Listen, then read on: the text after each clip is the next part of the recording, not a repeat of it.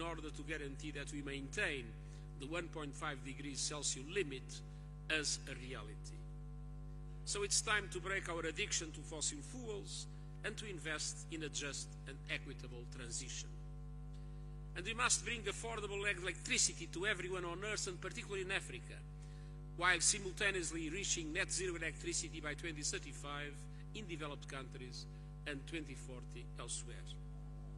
I commend South Africa for stepping up as pioneers of the Just Transition Energy Partnership, a crucial tool to unlock emission cuts, boost renewables, and grow. Let us all settle down so that Second, we can we need action to save economies proceed and to reduce finality. inequalities.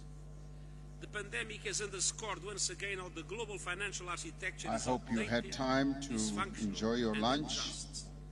It has failed in its basic function as a global safety net, and so it needs deep structural reform.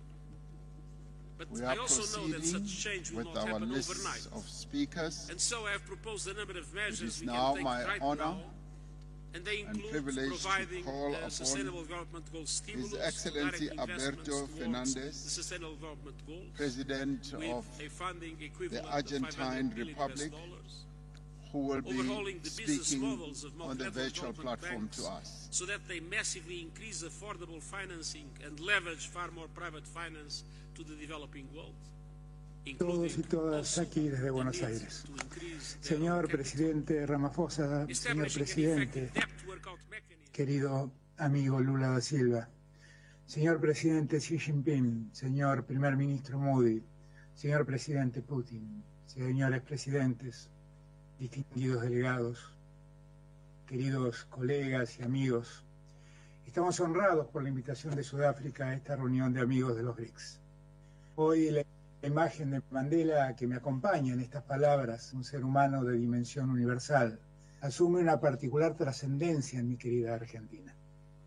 Definitivamente vivimos con alegría sumarnos a este espacio que fortalece y crea nuevos puentes entre nuestros países y regiones en un contexto que nos demanda impulsar más instancias de diálogo político en el sur global. Es un anhelo de años que hoy empezamos a concretar. Nos honra aún más el ingreso de la Argentina a este grupo de naciones que refleja la multipolaridad emergente y que convoca países que seguramente no poseen una visión única y uniforme de todas las problemáticas que enfrentamos, pero que respetan sus diferencias, procuran identificar denominadores comunes y buscan incidir en el orden global en un mundo inestable, desigual, que concentra el ingreso en unos pocos y distribuye la pobreza y la postergación entre millones de seres humanos. Precisamente Mandela se preguntaba si cuando se escriba la historia de nuestro tiempo, seremos recordados por haber hecho lo correcto o por haber dado la espalda a una crisis global. Ante ese dilema expuesto en sus palabras, estoy seguro que hoy estamos haciendo lo correcto. Los problemas globales no pueden resolverse unilateralmente. Tampoco pueden abordarse con recetas genéricas que no distingan las realidades particulares que atravesamos los países emergentes. Enfrentamos una crisis del sistema multilateral, shocks en las cadenas de suministros, imposición de sanciones unilaterales y acuerdos para restringir el acceso a desarrollos tecnológicos estratégicos. Además, fenómenos de inflación generalizada, crisis climática, la desaceleración de la economía mundial, la insostenibilidad de las deudas externas, todos temas sin resolver, que completan un difícil panorama. El resultado conduce a este mundo injusto en el que vivimos, que acaba promoviendo una mayor desigualdad social al interior de nuestros países y una profundización de la brecha que divide al norte y al sur del mundo. A ello se suma el debilitamiento de muchos de los foros y mecanismos que nos habíamos dado para resolver problemas, como preservar la paz y promover el desarrollo. Ya hemos comprobado cómo en el pasado la falta de cohesión del mundo en desarrollo nos terminó colocando en posiciones desventajosas al momento de negociar términos en cuestiones fundamentales para nosotros. Por ello, hoy más que nunca, La negociación multilateral y regional es impostergable. Y el foro BRICS, al igual que este diálogo que han propuesto, adquieren en este contexto una relevancia singular. Estimados presidentes y ministros, la Argentina y los países del BRICS pertenecemos al mismo grupo de países de economías emergentes, el G20.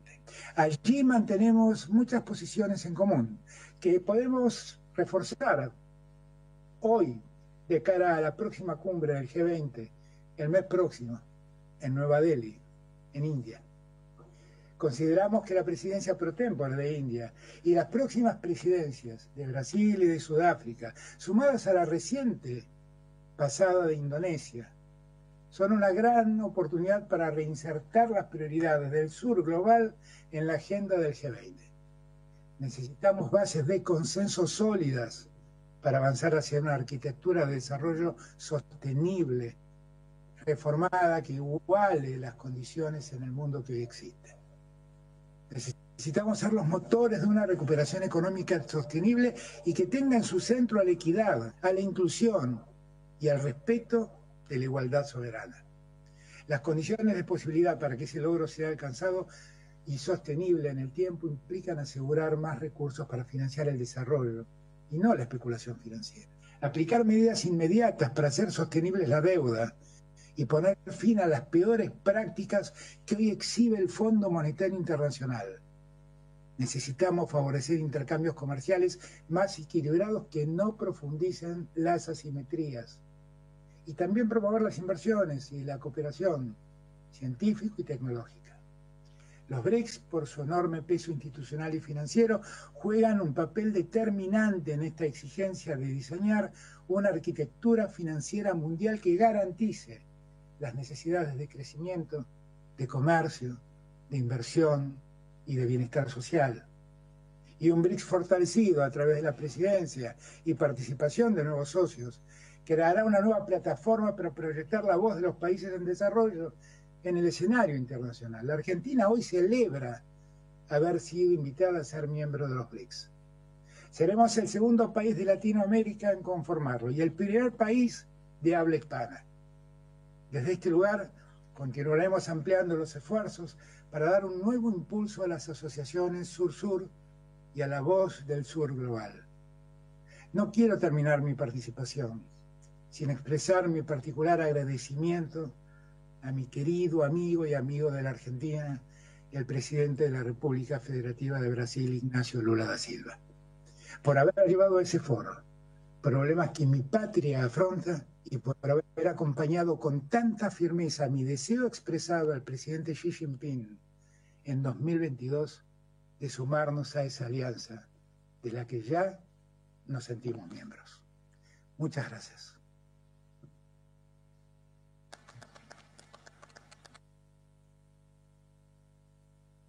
Thank you. It's now my honor to call upon Her Excellency, Ms. Sheikh Hasina, the Prime Minister of the People's Republic of Bangladesh. Very much. Bismillahirrahmanirrahim, Mr. Chair, Excellencies, ladies and gentlemen, Assalamu alaikum. I thank President Mr. Ramaphosa for his invitation.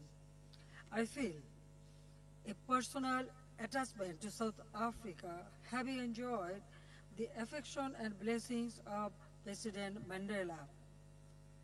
I recall his joining our celebration for the 25th anniversary of Bangladesh's independence in 1997.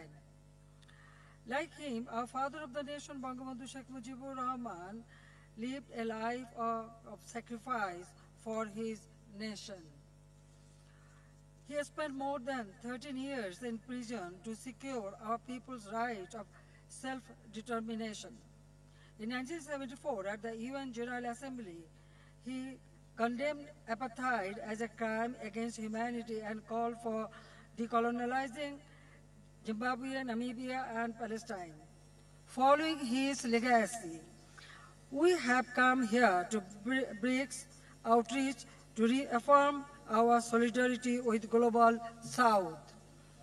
We also maintain a spirit of friendship to all nations of the world with malice towards none. The lesson we take from the global health, cost of living, and climate crisis is that none of us is secure until everyone is. Mr. Chair, Bangladesh is now the world's 35th largest economy with a strong commitment to sustainable development. We have cut poverty from 41.5% in 2006 to 18.7% in 2022. We have reduced extreme poverty from 25.1% to 5.6% in the same period. We have provided electricity to all households. We are about to eliminate the curse of homelessness under my free social housing project, Asrayan. Around 108% of our population has access to cellular mobile connections, higher than the global average. In the last fiscal year, the mobile financial systems recorded transactions with US dollar 111.27 billion. This has hugely benefited our rural women, among others. We now have more girls than boys in our primary and secondary schools. Our average life expectancy is almost 73 years.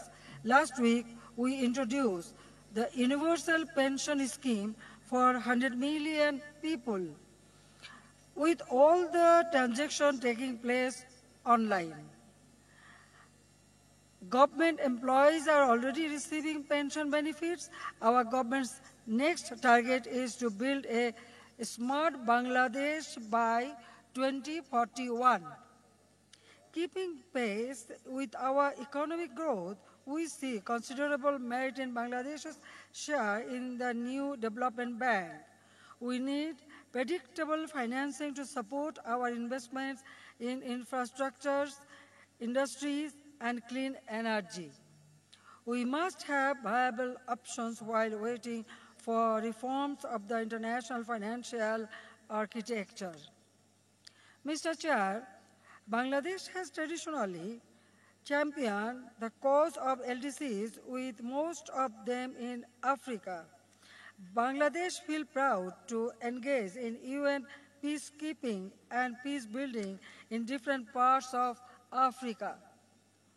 With 1.2 million Rohingyas from Myanmar living in Bangladesh, we understand the burden shouldered by refugee hosting nations in Africa. We stand ready to share our expertise with the continent on food production, affordable medicine, financial inclusion, and disaster risk reduction. We can enhance collaboration in combating terrorism, human trafficking, cybercrimes, and money laundering. We should increase air and maritime connectivity to promote mutual trade and investment. Together, we must continue to seek our dues for international financing and technologies. We need to unite around climate justice, migrant rights, digital equality, and debt sustainability. We must preserve the rules-based multilateral trading system with scope for using our own currencies. In Global South, we should say no to artificial choices and divisions being thrown at us. We must reject attempts to weaponize universal norms and values. We need to stop the cycle of sanction and counter-sanctions. We must speak out against all threats, provocations, and commission of war. I keep calling for channeling resources from dangerous arms race to global public goods. We need to take responsibility for peace, justice, and stability around the world. Mr. Chair, we need BRICS as a lighthouse in a multipolar world. We hope to see BRICS emerge as an inclusive platform responding to our times. We must prove to our children and youth that our nations may suffer but will never be defeated. I conclude with the parting words of our father of the nation, my father, Bangabandhu Sheikh Mujibur Rahman, at UNGA, and I quote, "For us in the emerging world, we must have faith in ourselves and in our capacity to fulfill our destiny and to build for ourselves a better future," unquote. The message he conveyed 50 years ago still rings true. I thank you all. Thank you very much, Mr. President, for giving me this opportunity. Thank you.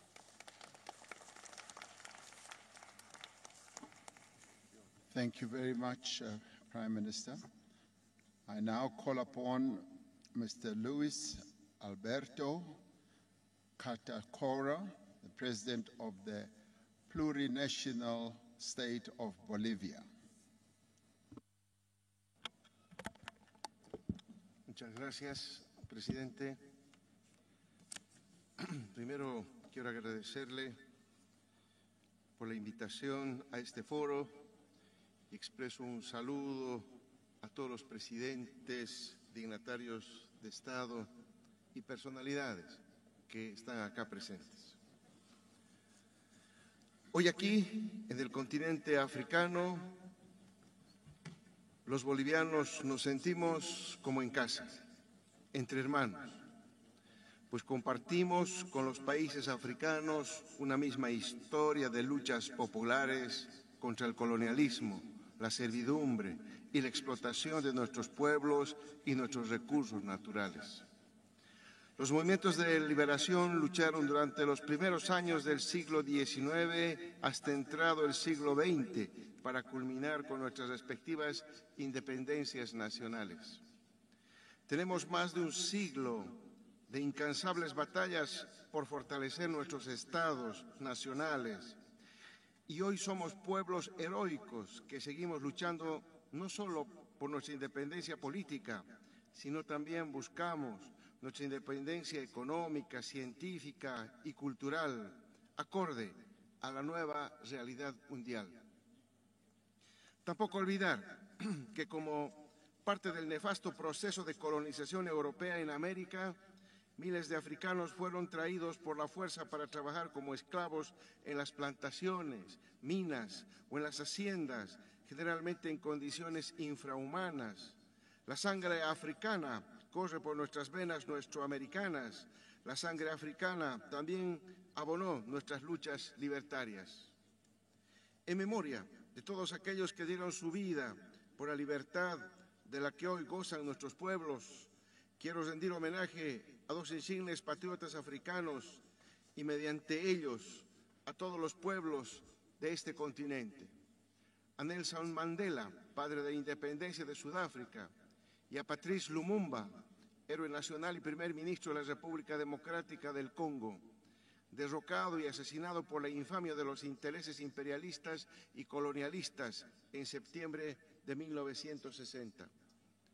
El inmenso valor y convicción anticolonialista de todos nuestros héroes jamás podrán ser borrados de la memoria colectiva y se convierte hoy en la base moral de la resistencia de nuestros pueblos al neocolonialismo que pretende destrozar las crecientes lazos de cooperación entre nuestros continentes y regiones que se acercan cada vez más para afrontar a los retos y desafíos de un mundo multipolar en configuración. Los problemas del sur global no lo va a resolver el norte hegemónico. Un norte acostumbrado a siglos de dominación de nuestros estados nacionales, expoliación de nuestros recursos naturales y explotación de nuestros compatriotas. Los problemas del sur global tenemos que encararlos y resolverlos nosotros mismos, juntos, con solidaridad y cooperación auténtica para el vivir bien de nuestros pueblos. Por eso, la emergencia y expansión del grupo de los BRICS es un nuevo hito en la historia humana, porque permite a las naciones acceder a mercados internacionales sin la necesidad de tener que comprometer su dignidad y sin condicionamientos políticos, sin sanciones ni intimidaciones militaristas.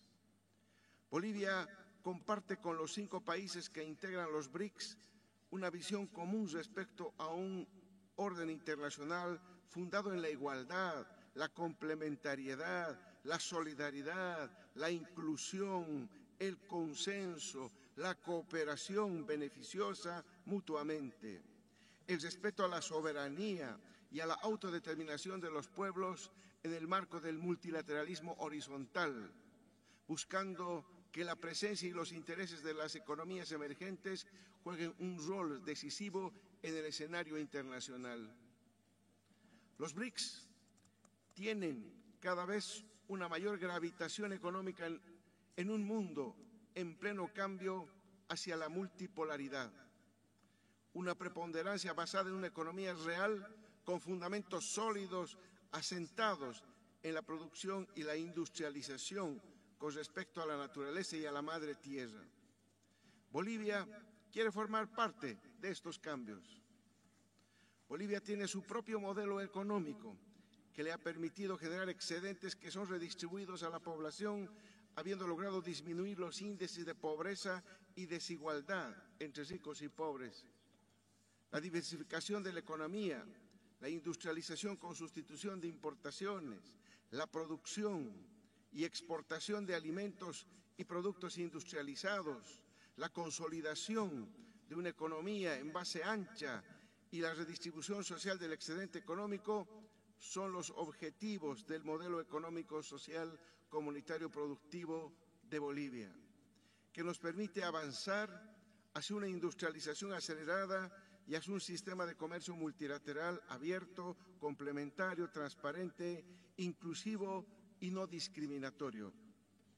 Aunque Bolivia es un país de ingresos medios y de una economía en desarrollo, ha conseguido mantener un constante crecimiento y una estabilidad económica con justicia social significativa en nuestra región.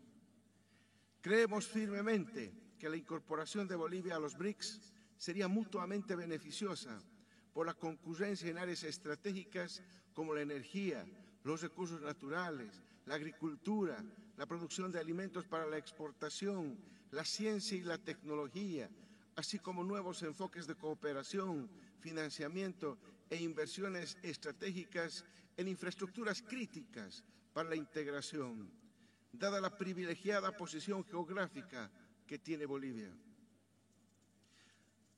Bolivia, con las mayores reservas de litio del mundo, confía en encontrar socios estratégicos con el objeto de obtener tecnología y financiamiento necesarios para la industrialización soberana de litio, así como para garantizar mercados para los productos bolivianos con valor agregado. No vamos a permitir que se repita la triste historia boliviana con la plata y el estaño, imborrables cicatrices de pobreza de nuestros mineros y de todo el pueblo. El litio boliviano no puede correr la misma suerte que la plata explotada en la colonia, la goma o el estaño que se expolió de nuestro territorio como materia prima y que nos dejó en la pobreza. Igual que pasó con el uranio de Níger, con el cobalto de la hermana República del Congo y con otros tantos otros recursos naturales expoliados durante siglos de los países africanos y nuestroamericanos.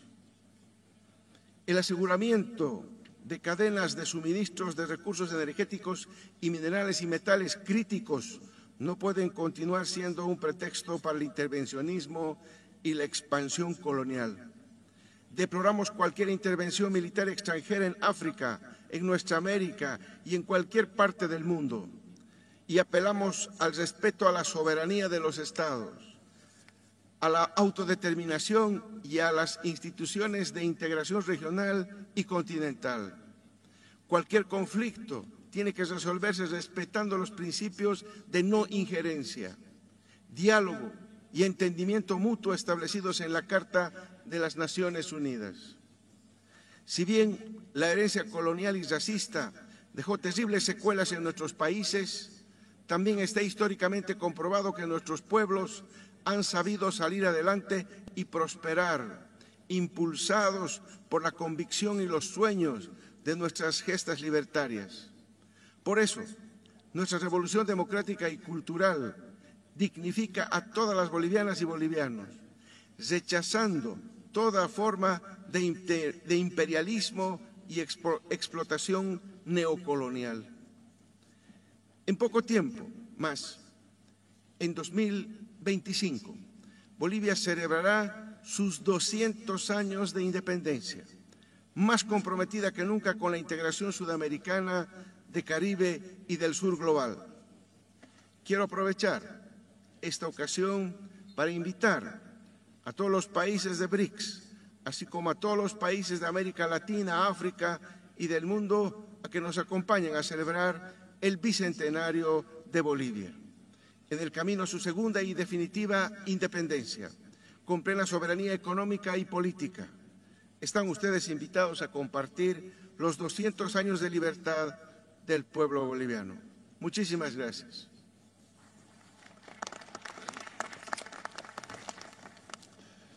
Thank you very much. We move on, and I'd like to call upon His Excellency, President Faustin Touadera, the President of the Central African Republic, to take the floor.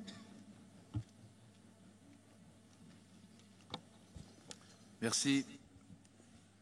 Excellence, Monsieur Cyril Ramaphosa, Président de la République d'Afrique du Sud, Excellences, Mesdames et Messieurs les chefs d'État et de gouvernement, Monsieur le Secrétaire général des Nations Unies, Madame Dilma Rousseff, Présidente de la nouvelle Banque de développement des BRICS, distingués délégués, Mesdames et Messieurs, au moment où je prends la parole au nom de la République centrafricaine à ce 15e sommet des BRICS élargi, je tiens à exprimer notre profonde gratitude à son Excellence Cyril Ramaphosa, au gouvernement et au peuple frère sud-africain pour l'accueil chaleureux qui nous a été réservé, ainsi que les dispositions excellentes prises pour la réussite de cette rencontre historique.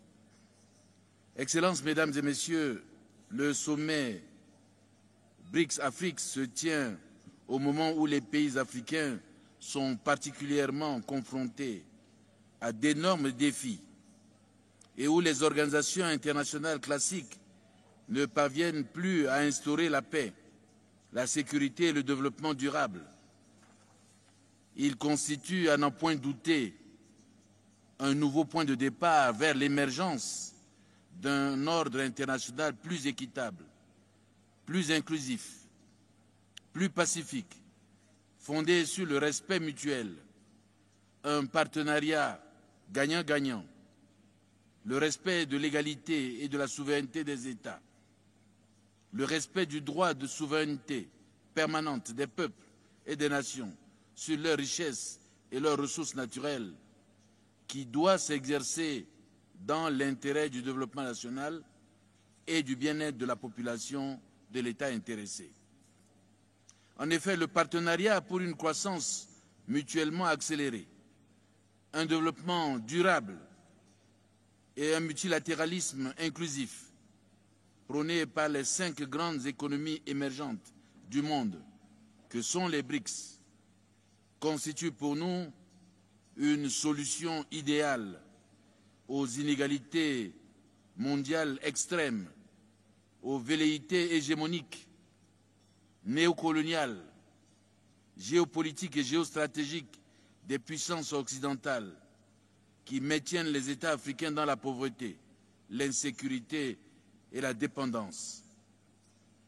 Excellences, Mesdames et Messieurs, la République centrafricaine est prête pour intégrer les BRICS et construire ensemble un monde meilleur où personne n'est laissé de côté. En effet, depuis le retour à l'ordre constitutionnel en 2016, la République centrafricaine a pris des mesures urgentes pour rattraper le temps perdu et répondre aux impératifs de paix et de développement.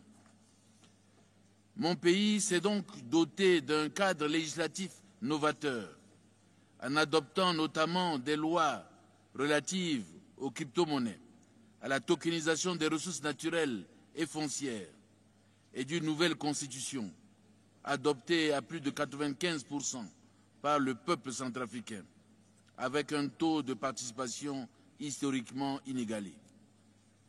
Aujourd'hui, la République centrafricaine est devenue l'un des environnements les plus favorables aux entreprises sur le continent africain, un pays où les individus, nationaux et étrangers, peuvent facilement créer leurs propres entreprises et obtenir leur e-visa d'affaires directement en ligne.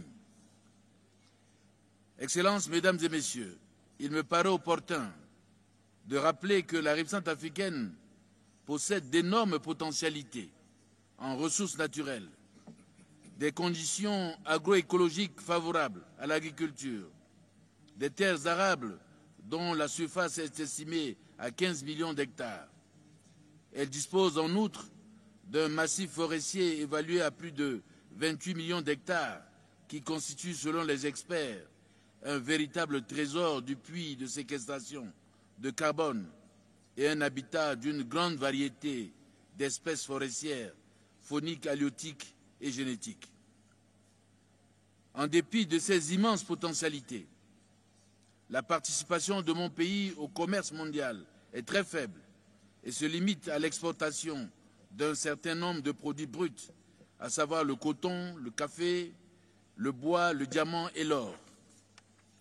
En réaffirmant son soutien à l'initiative des BRICS et sa volonté d'y adhérer, la République centrafricaine invite les BRICS à établir avec elle un partenariat gagnant-gagnant en vue de l'exploitation de ces immenses ressources naturelles dans l'intérêt du développement national et du bien-être de sa population. Elle exhorte également les BRICS à continuer à soutenir sa demande de levée totale de l'embargo sur les armes et les diamants, dont la seule finalité désormais reconnue est la légitimation des groupes armés terroristes. Au regard de notre engagement commun à établir un ordre mondial plus juste et plus inclusif, je suis persuadé que les résultats de nos travaux se révéleront efficaces en vue d'un partenariat véritable pour une croissance mutuellement accélérée, un développement durable et un multilatéralisme inclusif entre l'Afrique et les BRICS. Et je vous remercie.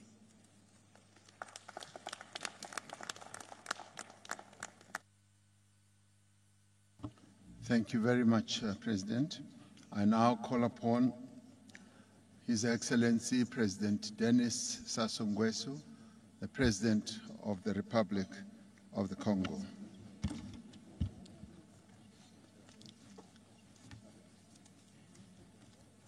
Monsieur Cyril Ramaphosa, Président de la République d'Afrique du Sud, chers frères, Mesdames et Messieurs, les chefs d'État et de gouvernement, Monsieur Antonio Guterres, Secrétaire général des Nations Unies, distingués invités, Mesdames, Messieurs,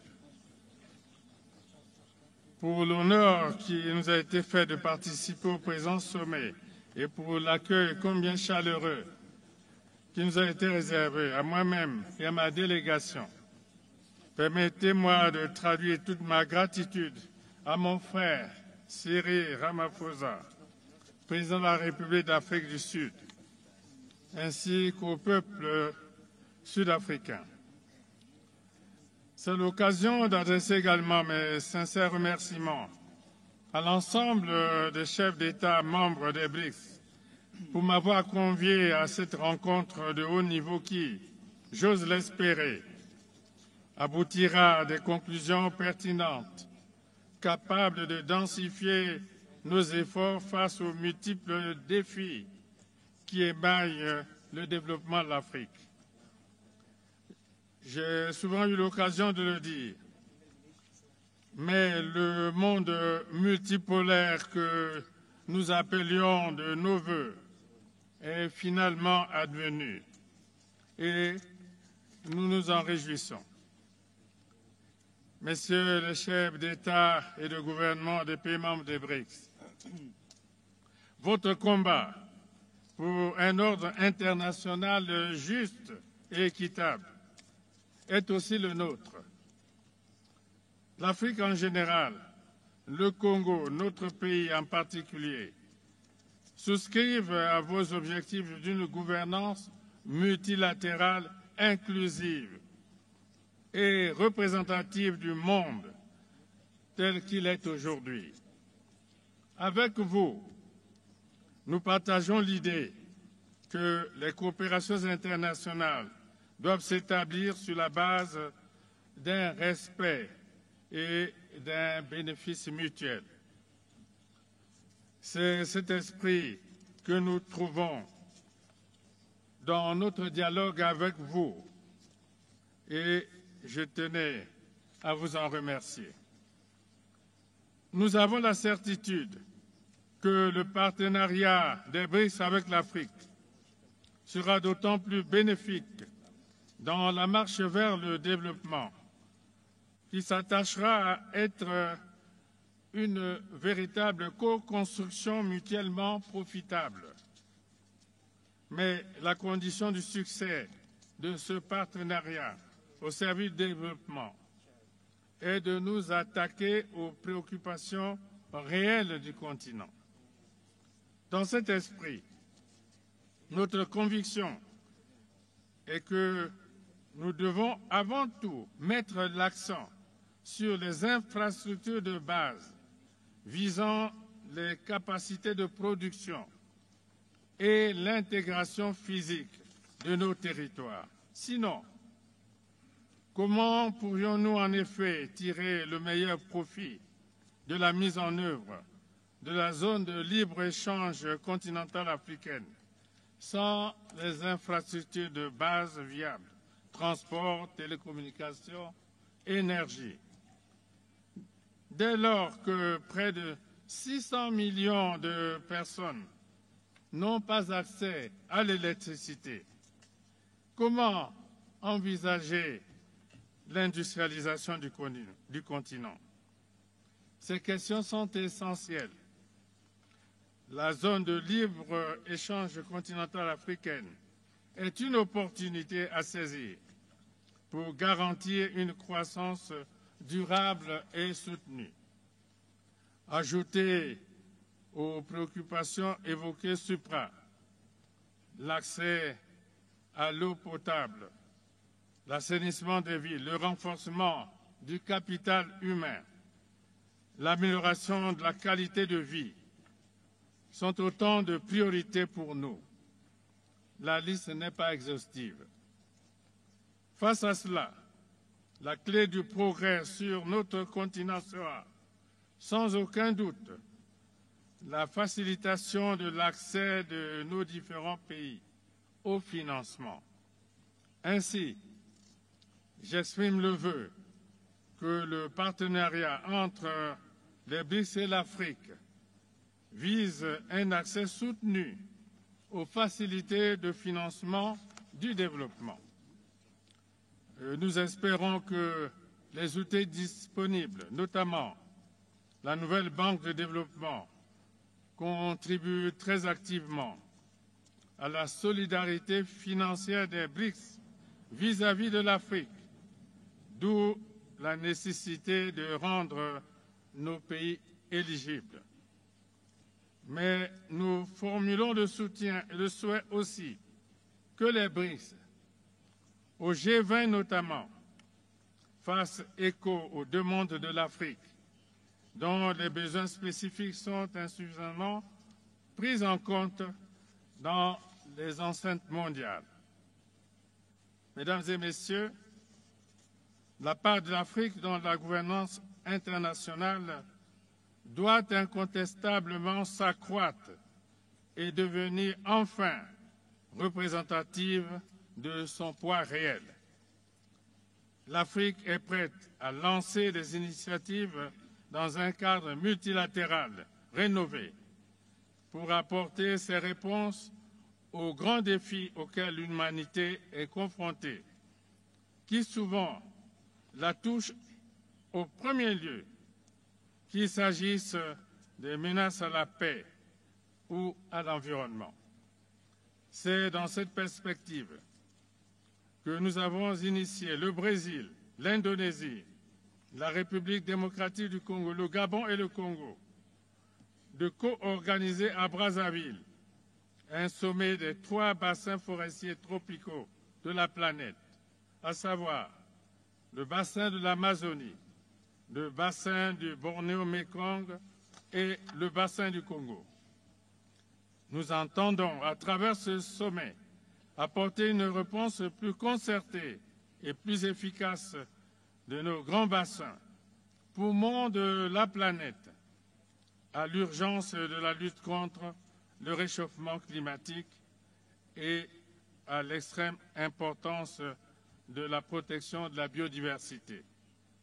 Permettez-moi, Mesdames et Messieurs les chefs d'État et de gouvernement, de saisir cette occasion pour vous inviter à prendre part au sommet de Brazzaville afin d'unir nos efforts dans la recherche des solutions adaptées pour faire face efficacement à l'urgence climatique.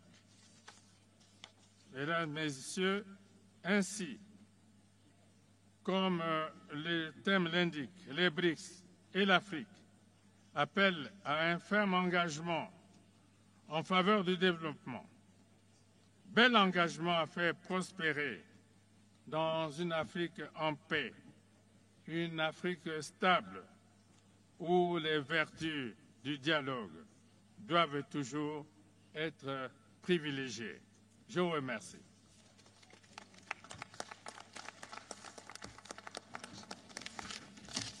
Thank you very much, President. I now call upon His Excellency, President Teodoro Obiang Nguema Basogo, the President of the Republic of Equatorial Guinea. Su Excelencia Cyril Ramaphosa, Presidente de la República de Sudáfrica. Sus Excelencias Jefe de Estado, miembros de los BRICS. Sus Excelencias Jefe de Estado y de Gobierno y jefes de delegaciones, señoras y señores. Séame permitido expresar mi gratitud a mi hermano, Su Excelencia Cyril Ramaphosa, Presidente de la República Sudafricana, por la amable invitación que nos ha formulado para participar en esta importante cumbre de los BRIC bajo el lema BRIC y África, Asociación por el Crecimiento Mutuamente Acelerado, el Desarrollo Sostenible y el Multilateralismo Inclusivo. Señor Presidente, el Gobierno de la República de Guinea Ecuatorial reafirma su opinión sobre la pertinencia de la creación de los BRIC y la necesidad de su reforzamiento hacia una universalidad para crear una plataforma más fuerte y globalizada, capaz de corregir las injusticias que predominan y hacer prevalecer las desigualdades en el actual sistema de relaciones internacionales. Apoyamos efectivamente la configuración de ampliar el grupo BRIC, por lo cual consideramos que Guinea Ecuatorial es una buena candidata para ser parte integrante de los BRIC ampliado. Por su convicción en la capacidad de los BRIC de crear un sistema mundial más justo y equitativo que puede contrarrestar el viejo orden mundial en las relaciones entre los países. La República de Guinea Ecuatorial cree que África ha superado los tiempos del dogmatismo teórico para ir a la realidad de las acciones que impongan cambios visibles en la vida de las naciones emergentes del sur global. Esta lucha solo puede conocer victoria efectiva con el poderío económico y monetario y con una voluntad y determinación de los BRIC orientado hacia el crecimiento económico acelerado, el desarrollo sostenible y el multilateralismo inclusivo entre sus Estados miembros, contra las injusticias del actual sistema político y económico inicuo que sigue sumiendo a los pueblos africanos desde que se liberaron del sistema colonial por los países detentores, dueños de la economía mundial y sus organizaciones afines por mantener el statu quo de su poderío económico sobre los estados emergentes. Señor presidente, para hacer frente a esta situación, la República de Guinea Ecuatorial cree que los BRIC reforzados con una estructura más universal podría crear una moneda convertible más fuerte apoyada por los recursos de sus Estados miembros con el fin de establecer un sistema financiero inclusivo que permita a todos sus miembros y asociaciones a un reparto equitativo de los beneficios como contrapeso al actual sistema económico internacional inicuo.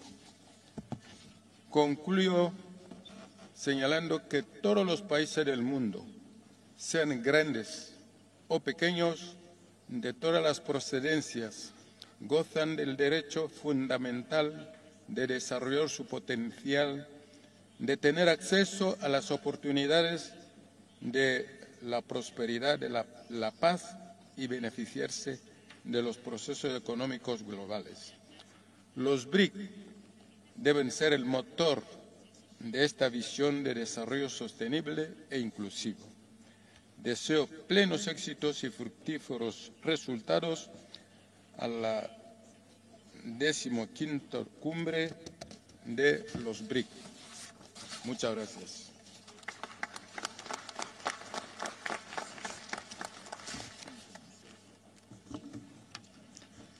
Thank you, President.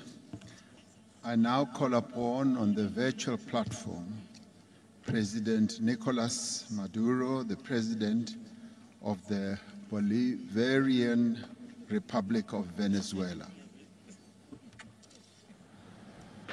Excelentísimo compañero Cyril Ramaphosa, presidente de la República de Sudáfrica y presidente pro tempore de los BRIC, querido presidente Xi Jinping de la República Popular China,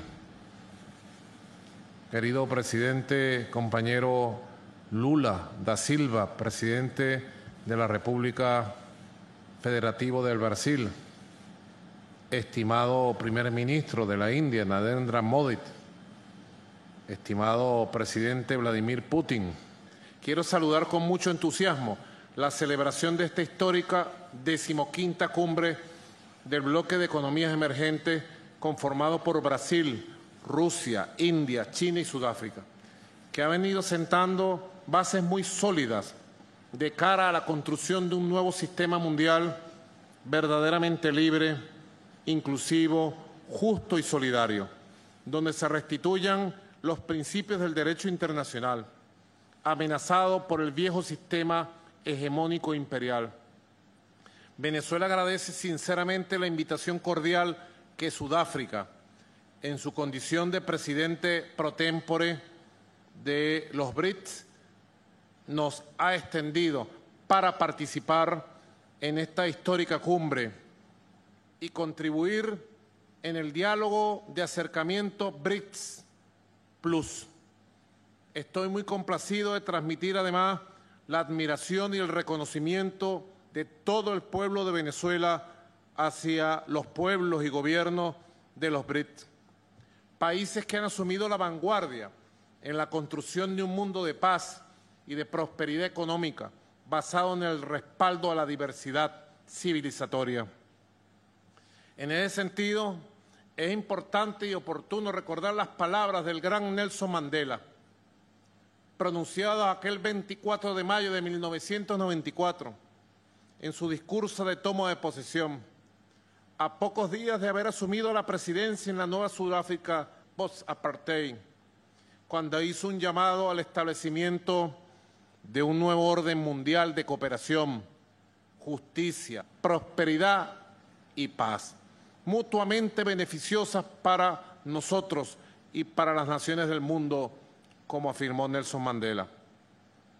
Al vernos aquí, junto a ustedes, Venezuela, participando en esta cumbre histórica de los BRICS, viene a mi mente el comandante Hugo Chávez, quien junto a otros líderes del mundo durante décadas levantaron sus voces para la construcción de un nuevo orden internacional, político, cultural, económico, sustentable. En este contexto que recordamos la también histórica cumbre de los BRICS UNASUR, realizada el 15 de julio del año 2014 en Brasil. Allí estuvimos, país que para ese año desempeñó la presidencia de este poderoso bloque de economías emergentes y propició dicho encuentro para avanzar en el diseño de una nueva geopolítica, en un nuevo mapa mundial para la cooperación política, financiera, económica y energética principalmente.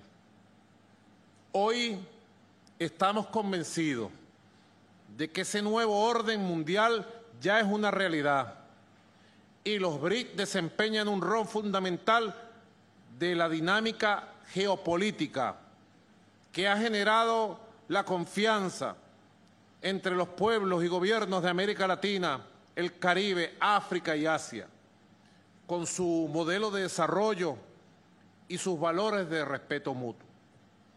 Los BRICS hoy por hoy representan a nivel mundial el 31.7% del Producto Interno Bruto, el 30% del territorio, el 43% de la población y el 18% del comercio internacional. Los países que conforman este bloque controlan el 8.7% de las reservas mundiales de petróleo, el 25.2% de las reservas de gas, al tiempo que aportan el 40% de la energía mundial, representan el 42% del uso de la energía renovable y el 37% del consumo de energía. Definitivamente, la unión es lo que hace la fuerza y esa fuerza unitaria impulsa un nuevo paradigma del relacionamiento global e impulsa una nueva geopolítica mundial del siglo XXI. Queridos presidentes, primeros ministros, sus excelencias, Venezuela se suma a las peticiones de los países con aspiraciones de ingresar a los BRICS, tal como lo expresamos oficialmente en carta en el año 2015 y lo ratificamos recientemente, aportando a este modelo integrador mundial las mayores reservas de petróleo certificados del mundo en nuestro país, entre otras riquezas. Además, nuestro país cuenta con abundantes recursos minerales que le otorgan por encima del 20% de las reservas mundiales de hierro, cobre y oro, aunado a la existencia de plata, bauxita, coltán, níquel, rodio, titanio, entre otros. Asimismo, tiene una privilegiada posición geográfica al norte de América del Sur. De los 23 aspirantes en el eventual proceso de ampliación de los BRICS, 7 de ellos pertenecemos a la Organización de Países Exportadores de Petróleo, que abastece un porcentaje fundamental del mercado mundial. Y entre nosotros agrupamos el 77% de las reservas de petróleo del mundo. El ingreso de estas naciones del OPEP al grupo BRICS le garantizará el manejo del 83% de las reservas probadas de petróleo del mundo, sin mencionar las reservas probadas de los países no OPEP y OPEP. En lo que respecta a las reservas mundiales de gas de los 23 aspirantes de los BRICS, 7 pertenecemos al Foro de Países Exportadores de Gas, incluida Rusia, foro que maneja el 72% de las reservas de gas del mundo y abastece el 44% del mercado mundial. La experiencia acumulada por Venezuela en la lucha y resistencia ante la imposición ilegal de sanciones criminales, de medidas coercitivas unilaterales, es otro de los aspectos fundamentales que estamos dispuestos a compartir con el grupo BRICS y con todos los amigos de los BRICS. La realidad de los últimos años ha puesto en evidencia la necesidad de avanzar en el proceso de desdolarización de la economía mundial. Ante el uso y el abuso indiscriminado de la moneda estadounidense como mecanismo de guerra económica contra los pueblos libres del mundo. Estudios recientes han demostrado que al menos 30 naciones, 28% de la población mundial, alrededor de 2.178 millones de seres humanos se encuentran afectados por sanciones imperialistas y otras medidas de extorsión y guerra económica. El daño a nuestras economías y modelos de desarrollo es innegable. La implementación de estas medidas incide negativamente en el disfrute de los derechos humanos, reconocido esto hoy en el Consejo de Derechos Humanos de la ONU en su pasada reunión de marzo del 2023. Compañeros presidentes y primeros ministros, desde Venezuela unimos voluntades para la configuración de una nueva arquitectura financiera que permita realizar nuestras transacciones con novedosos medios físicos y digitales y con una amplia canasta de monedas nacionales, así como acceder a nuevas formas de financiamiento que contribuyan a la recuperación y el crecimiento de nuestras economías. En el caso de Venezuela, crecimiento proyectado por encima del 5% en este año 2023, el más alto de la región, de acuerdo a la CEPAL, Comisión Económica para América Latina y el Caribe de Naciones Unidas. Es nuestro deseo, señor presidente, incorporarnos al Consejo de Think Tank de los BRICS para contribuir con nuestra modesta experiencia a contrarrestar los efectos perniciosos de las sanciones de Occidente contra las economías del mundo, así como el desmontaje del sistema de dominación financiera y comercial. Asimismo, asumimos frente a los líderes de los BRICS la responsabilidad de promover el relacionamiento político y económico de la arquitectura BRICS con los principales mecanismos de concertación de cooperación de América Latina y el Caribe, entre ellos la Alianza Bolivariana para los Pueblos de Nuestra América, ALBA, y la Comunidad de Estados Latinoamericanos y Caribeños, CELAT, para avanzar en la constitución de bloques regionales, tal como lo avisoramos en la histórica cumbre BRICS-UNASUR del año 2014. La consolidación de estas ambiciosas alianzas requiere de un elevado nivel de conciencia de los pueblos sobre las realidades, fortalezas y capacidades para avanzar unidos. A tales fines, proponemos fortalecer la alianza comunicacional a través del reimpulso de la cooperación entre TV BRICS y Telesur, plataforma multimedia y multiestatal latinoamericana y caribeña. Compañeros, Excelencias, el BRIC ha sido concebido desde su conformación con una visión inclusiva y de complementariedad, colocando como núcleo el sistema multilateral como la Organización Mundial de Comercio y su reforma, apoyando el crecimiento de las micro, pequeñas y medianas empresas para integrarlas a las cadenas de valor globales y ampliando la cooperación en los campos de la economía digital y el desarrollo verde, entre otras acciones. Por ello, el llamado a ampliar su membresía representa la esperanza para quienes en nuestro noble y modesto propósito tenemos la voluntad de aportar desde diferentes perspectivas a ser parte de un nuevo modelo de desarrollo que viene creciendo bajo el liderazgo de los BRICS y que sin duda encuentra hoy en esta magna reunión de Johannesburgo un trascendental punto de impulso hacia el futuro.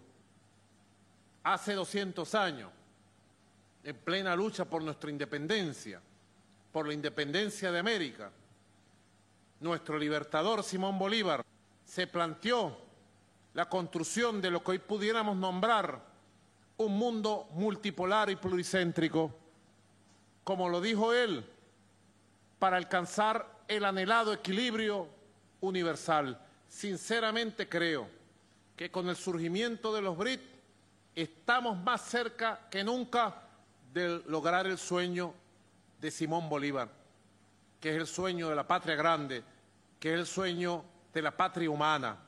Por eso, presidente Ramaphosa, le ratifico toda nuestra voluntad y todo nuestro apoyo y todo nuestro agradecimiento por haber sido invitados a esta cumbre histórica.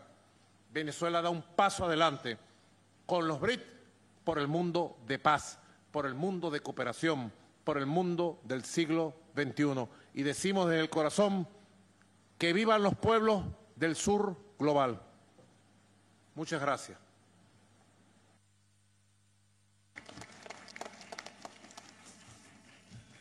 Thank you, President. I now have the honor to call His Excellency President Isaias Afwerki, the President of the State of Eritrea.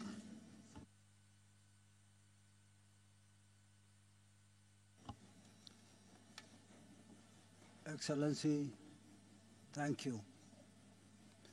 May I first join previous speakers to express our gratitude to Your Excellency and other heads of state and governments of BRICS for convening this 15th summit.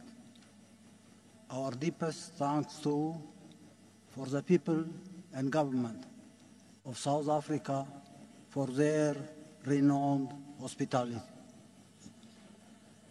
This meeting is taking place at a critical time when our global community is at a veritable crossroads. The flaws and deficits of the prevailing global governance architecture, whose defining features are dysfunctional, non-inclusive, and unfair rules and regulations, are too evident to merit emphasis. U.S. exceptionalism, or Pax Americana, has unleashed malaise that have gravely impaired global progress for almost a century now. Bipolarity, ushered in after the end of the Second World War, and attempts to impose unipolarity in its sequel in the past 30 years have resulted in endless spiral of conflicts and perpetual instability. Opportunities for global progress, meaningful participation between nations and peoples based on inherent commonality of interests and aspirations, social harmony within societies that depend on fair access to and distribution of the national pie have been squandered. This, in spite of mankind's exponential technological progress in the last 2 centuries, a capability which could have changed the quality of life for all humanity if it were seen, indeed as it should in purely ethical terms as a common public good. And at this 11th hour, the principal advocates and proponents of hegemony are pushing our global village to the brink of unprecedented disaster. The tendency for unbridled escalation of the war in Ukraine, led by the United States and NATO, is fraught with consequences that are ghastly to contemplate. Yet, the United States and its allies continue to doggedly pursue this perilous path in a desperate attempt to turn back the clock of history and assert what they term as their unassailable global superiority and dominance. Differences of scale aside, the devastating wars incubated by these policies in Africa, the Middle East, and other parts of the world in the past decades have and continue to incur colossal losses. The situation in Niger is only symptomatic. It's symptomatic of modern slavery. Imagine bringing back all the uranium that had been going to Europe to electrify this marginalized continent. Vast literature on and related institutions for conflict resolution and the maintenance of peace aside, costly wars unleashed directly or through proxies find no solutions in the majority of cases and are instead compounded by deliberate subterfuge.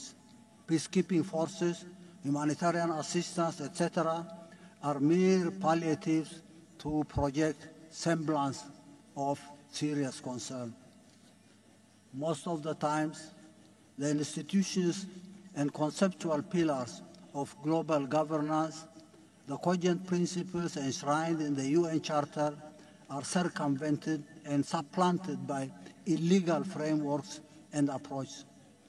Grave issues of international peace are not addressed by and referred to legitimate international bodies for adjudication. Alliances and power blocs, coalitions of the willing are the preferred tools in order to breach international law. Illegal and unilateral sanctions, weaponization of US-dominated financial, economic, and judicial institutions, as well as other punitive instruments in their toolbox, are routinely invoked to punish those who do not toe the line. These suffocating and malicious policies are embellished by high-sounding phrases in order to claim the moral high ground. They are also propagated extensively through their wide and subversive media outlets. But for all their efforts, these misguided and reckless policies have and continue to endanger or engender robust and growing popular resistance in all corners of the world. The tiny few aside, the lofty aspirations of humanity as a whole is for a just and fair global order where justice and the rule of law prevail, where nations and peoples forge meaningful and symmetric ties of cooperation and partnership on the basis of respect for national independence and sovereignty, for societies anchored on compassion and social justice. These amorphous movements will require higher coordination in their critical layers.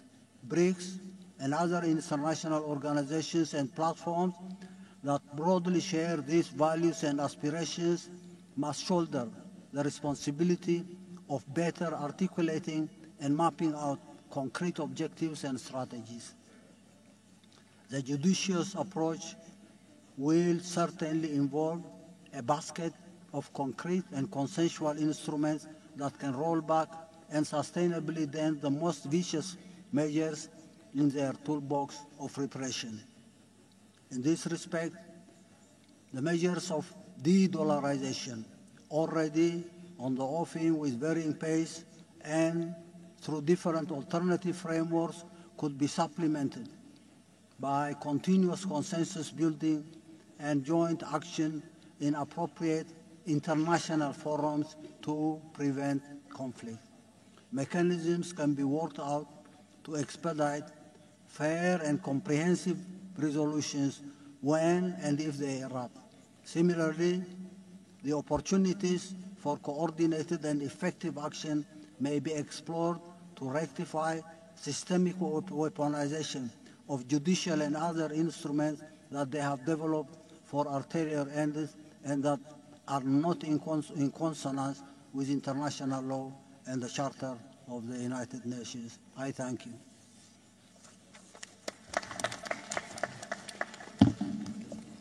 Thank you very much, Your Excellency.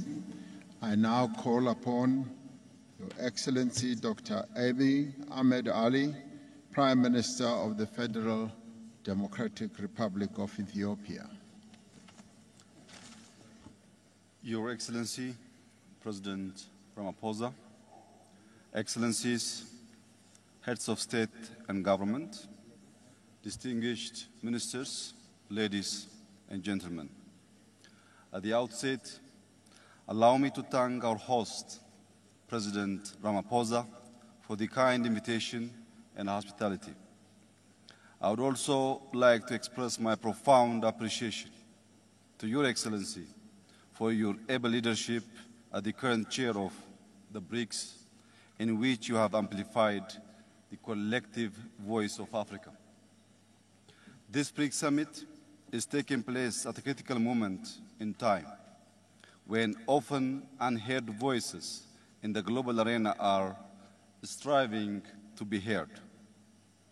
The many crises we have faced as a global community, particularly after the COVID-19 pandemic, have further exposed how cooperation is key for our collective survival.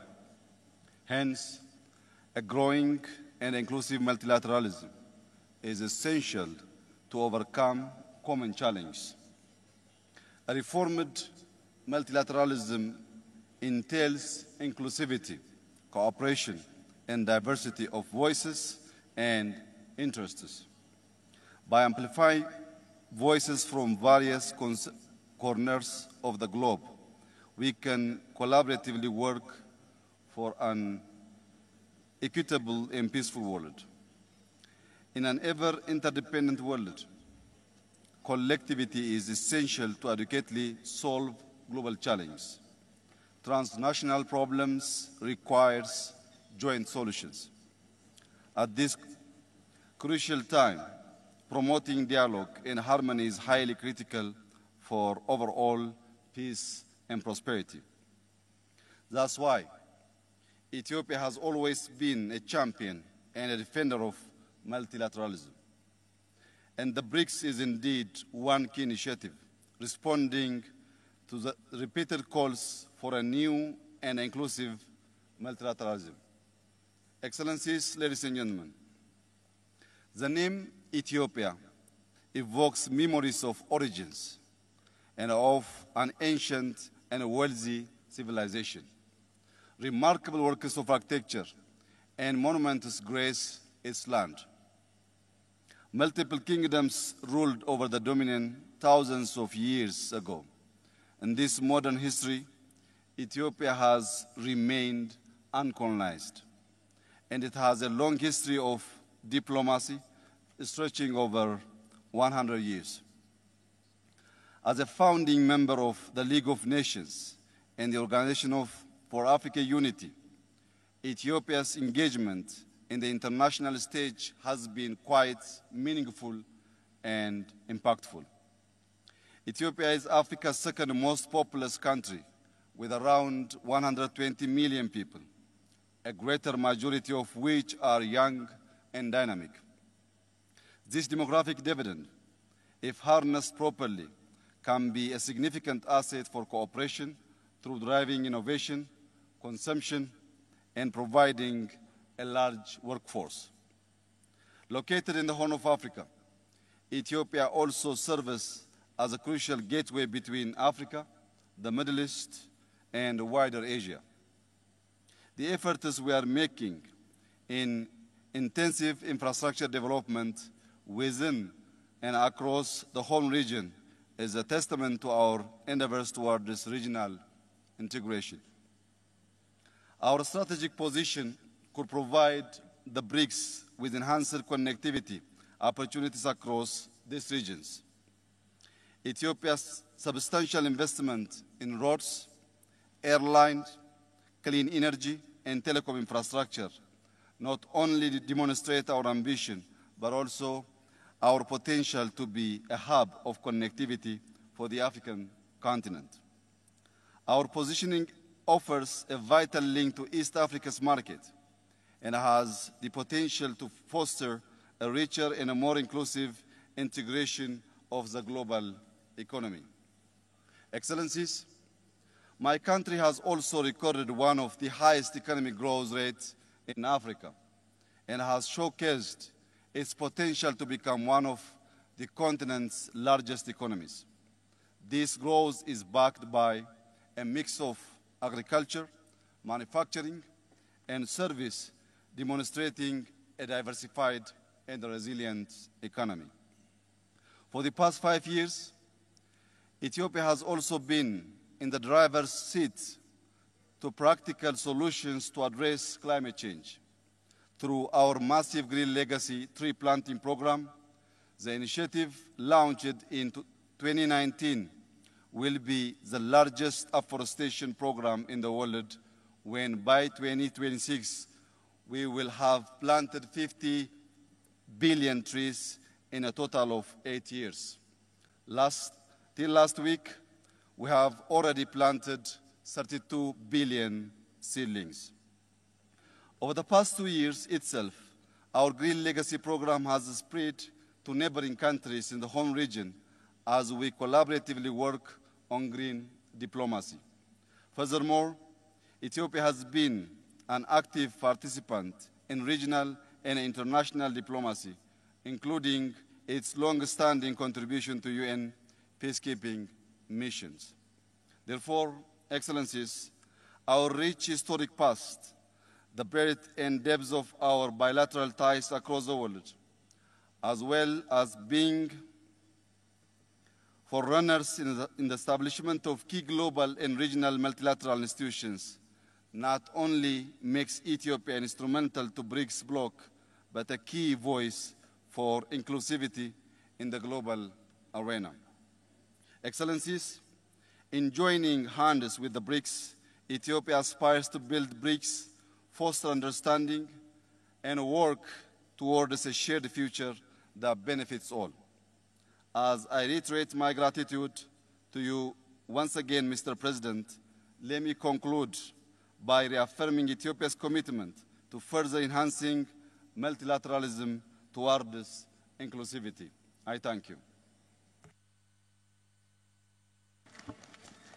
Thank you, Prime Minister. I now ask His Excellency President Nana Akufo-Addo, President of the Republic of Ghana. Excellencies, ladies and gentlemen, I'm grateful for the opportunity to address the 15th BRICS Summit, in which everyone present here is in agreement about the intensity and scale of the challenges facing our world and the urgent need to address them. It is appropriate that the theme of this 15th summit has Africa as its focus. And I thank President Matamela Cyril Ramaphosa and the South African government and people for the invitation and for the warm hospitality the Ghanaian delegation has enjoyed here in South Africa. For an organization that represents some 30% of global GDP and some 42% of the world's population, the importance of BRICS, comprising Brazil, Russia, India, China, and South Africa, to the economic growth and the promotion of progress and prosperity around the world cannot be stressed enough. And I must applaud successive leaders of the BRICS countries for sustaining the relevance of this body. Excellencies, never has there been a time in recent history where malevolent forces have combined in such a manner to bring hardships to the world, especially to those of us in Africa. We are indeed operating in the most difficult of times. The interlocking challenges and the convergence of crises we are faced with pose existential threats that require immediate solidarity and collective action. It is obvious that the world has virtually run out of time to work together in the spirit of multilateralism. If we do not renew our commitments to build, keep, and consolidate peace and democracy all over the world, we would have to brace ourselves to live in a new and more dangerous world today and in the future.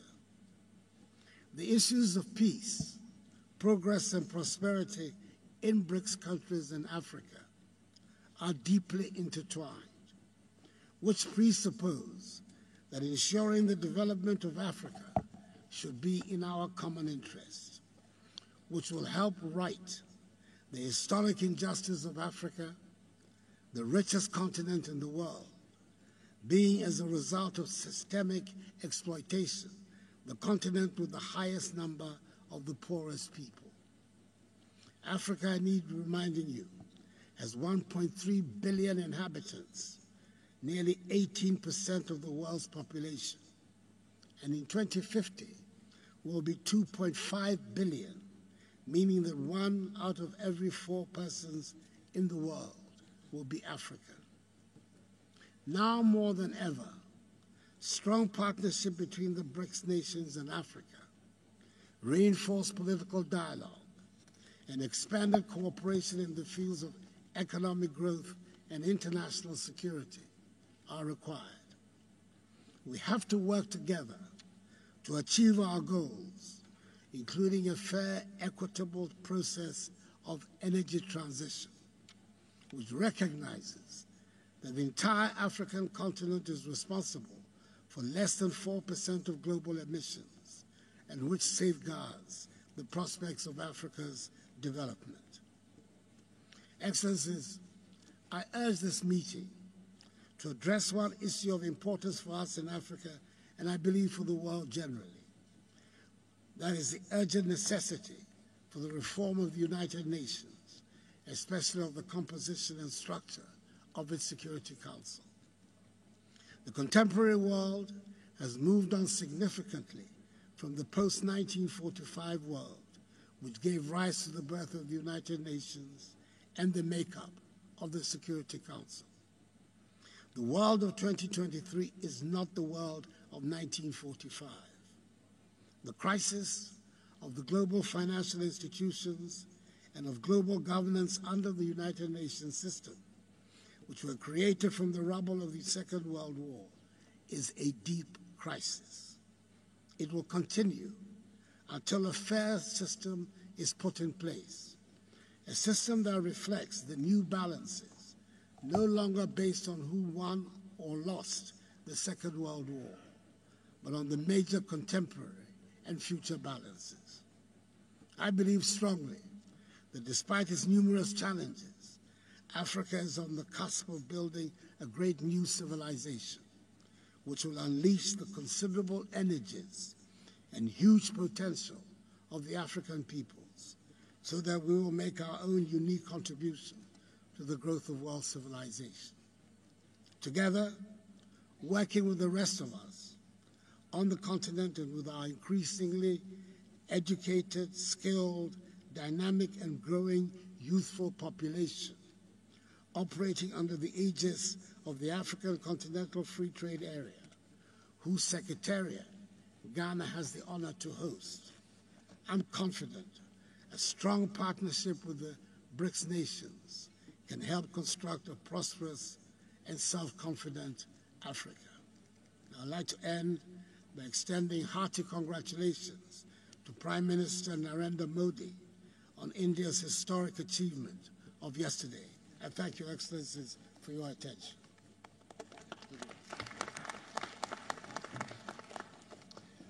Thank you, President. I now have the honor of asking Dr. Said Ibrahim Raisi, President of the Islamic Republic of Iran. بسم الله الرحمن الرحیم. الحمد لله رب العالمین و صلی الله علی سیدنا و نبینا محمد و آله الطاهرین و صحبه المنتجبین. رئیس جمهور محترم آفریقای جنوبی، در ابتدا لازم می‌دانم از جناب عالی دولت و ملت آفریقای جنوبی به خاطر دعوت از این جانب و میزبانی گرم شما سپاسگزاری نمایم. لازم است از جناب عالی و رؤسای محترم جمهور چین، روسیه، برزیل و نخست وزیر محترم هند به جهت فراهم نمودن این فرصت تشکر کنم و خرسندی خویش را از حضور در جمع همکاران عزیزم از قاره آفریقا و کشورهای دوست بریکس نیز ابراز دارم. بدون تردید تصمیم اعضای بریکس برای گسترش گروه اقدامی قابل تقدیر است که مسیر توسعه جهانی را در بستر عدالت هموار می کند.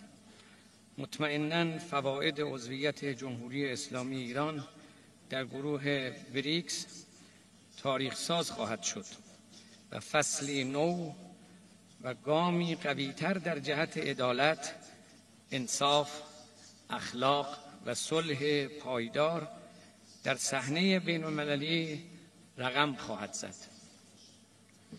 جناب آقای رئیس،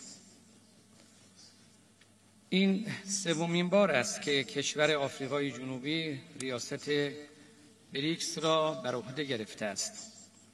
در هر سه نوبت اهتمام آفریقای جنوبی به تقویت همکاری و شراکت اقتصادی در گروه بریکس و قاره آفریقا ستودنی است.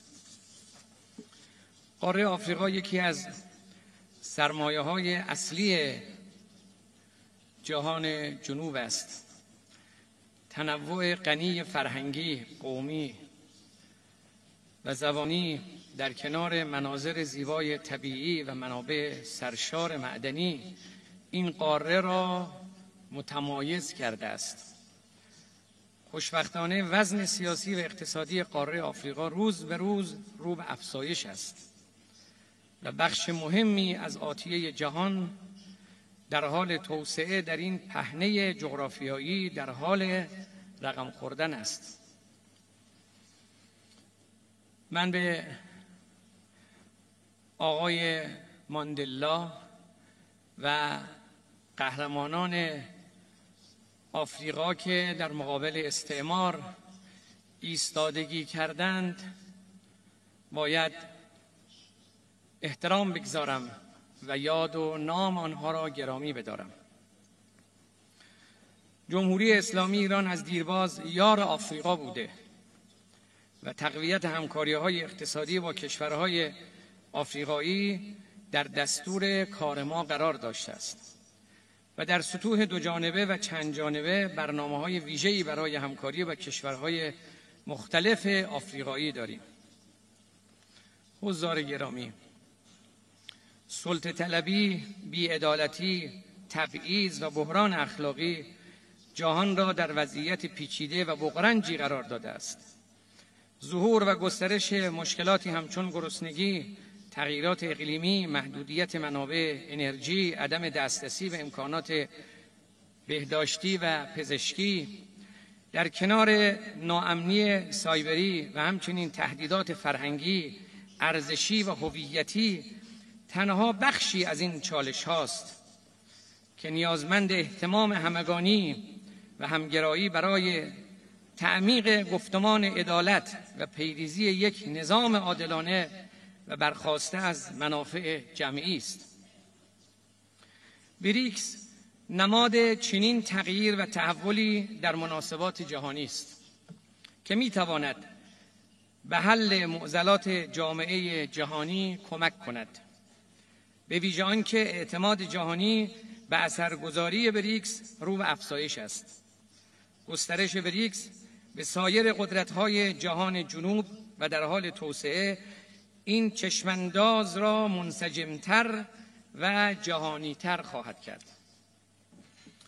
جمهوری اسلامی ایران همکاری‌های سیاسی و اقتصادی چشمگیری با هر 5 عضو گروه بریکس دارد و در دوره اخیر نیز آشکارا شاهد جهش و تعمیق این همکاری‌ها بوده ایم.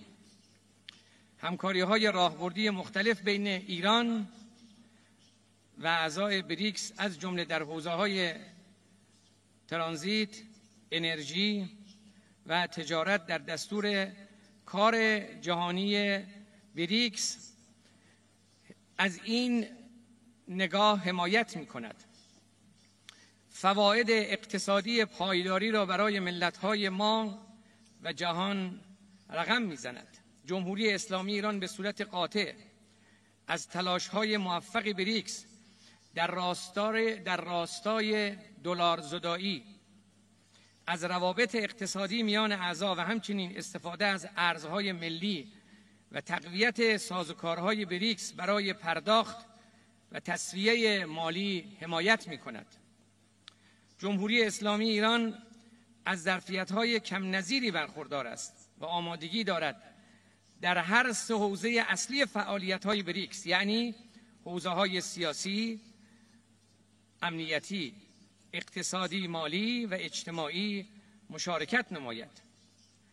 تعامل حداکثری و تقویت سازوکارهای همکاری چند جانبه به خصوص با کشورهای مستقل در حال توسعه در کانون سیاست خارجی جمهوری اسلامی ایران قرار دارد. در همین راستا به دلیل موقعیت خاص ترانزیتی و با برخورداری از منابع گسترده انرژی و همچنین توان بالای علمی و مهندسی در حوزه‌های متنوع از جمله تولیدات صنعتی، فناوری، نانو و پزشکی، آمادگی خود را برای هر گونه همکاری، اقدام مشترک اقتصادی و سرمایه‌گذاری با کشورها اعلام می‌داریم. حضار محترم، در پایان مایلم اشاره کنم یکی از چالش‌های موجود در جهان جنوب تداوم سیاست‌های نجات پرستانه، ناامنی‌های برآمده از ظلم، اشغالگری، هژمونیسم، تروریسم دولتی بخصوص از سوی رژیم صهیونیستی است که نه تنها مردم فلسطین را از اعمال حق تعیین سرنوشت خود باز داشته بلکه حق توسعه را نیز از آنها سلب کرده است. جناب آقای رئیس، بار دیگر لازم می‌دانم از جناب عالی و ملت کشور دوست و برادر آفریقای جنوبی به جهت میزبانی در این نشست مهم قدردانی نمایم و از حضار محترم به خاطر توجه آنها صمیمانه تشکر کنم و السلام علیکم و رحمت الله.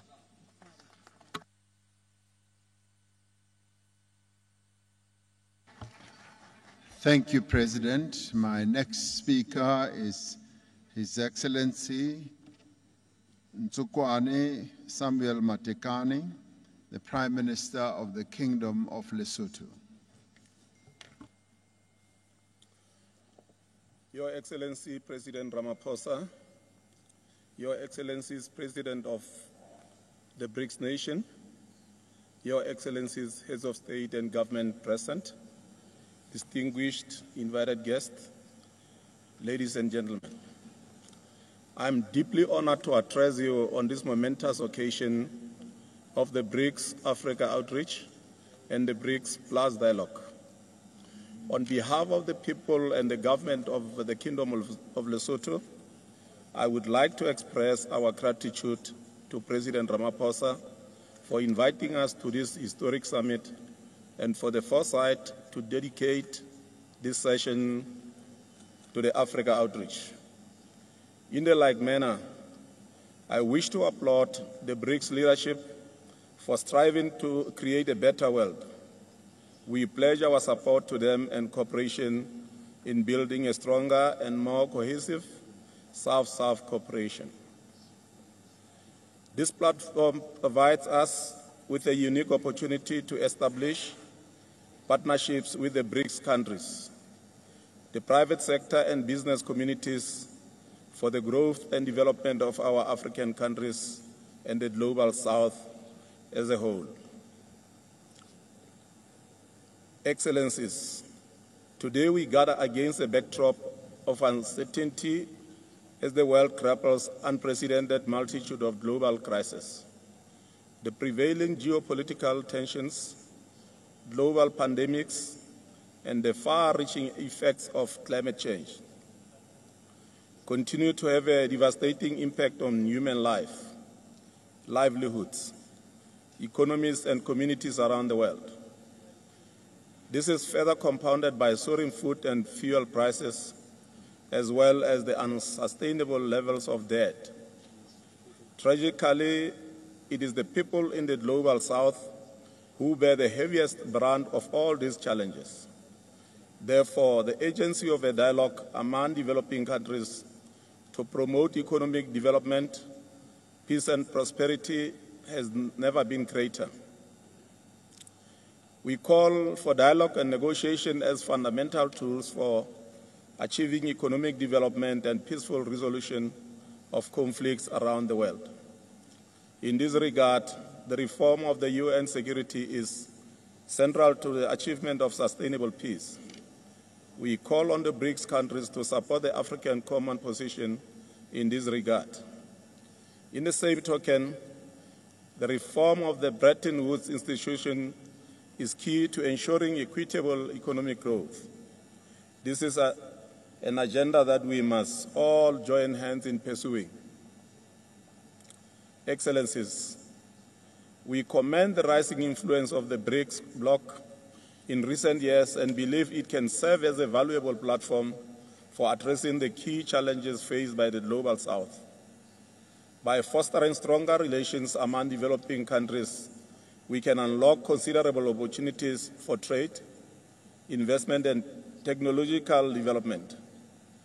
BRICS countries are among the largest export markets in the world, and their role and influence in global trade cannot be overstated.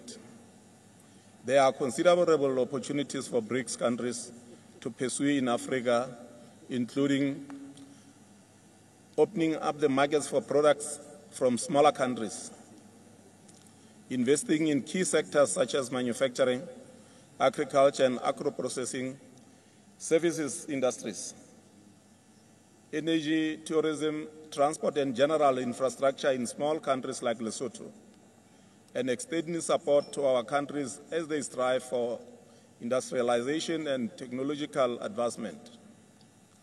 Excellencies, as we approach the 78th session of the United Nations General Assembly, it is evident that many countries lag behind in our collective pursuit of the Sustainable Development Goals, SDGs.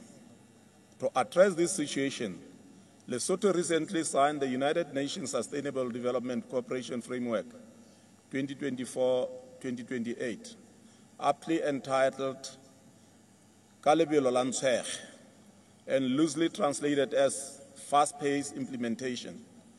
This serves as a testament to our resolve to accelerate progress towards achieving the SDGs. In addition, we are actively engaging the youth to explore more innovative approaches to ensure swift yet effective implementation of the UN Agenda 2030 for the benefit of current and future generations. Excellencies, the need for immediate action is crucial when addressing global challenges like climate change. Our ability to confront these challenges relies on our collective unity. In addressing climate change, Lesotho has embarked on an ambitious clean energy initiative. In the current public sector investment program, there are several infrastructure projects that are aimed at addressing the gaps in the energy and transport infrastructure. Lesotho is endowed with natural resources specifically water and diamonds.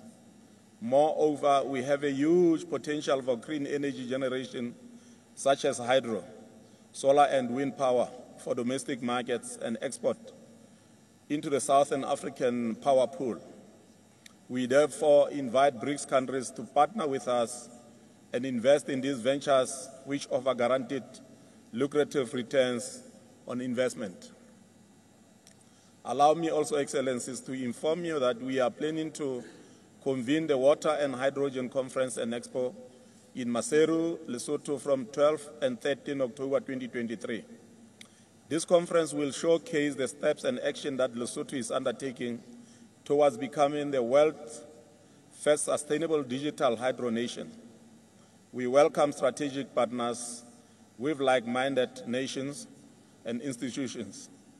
We invite all of you to grace this groundbreaking conference with your presence.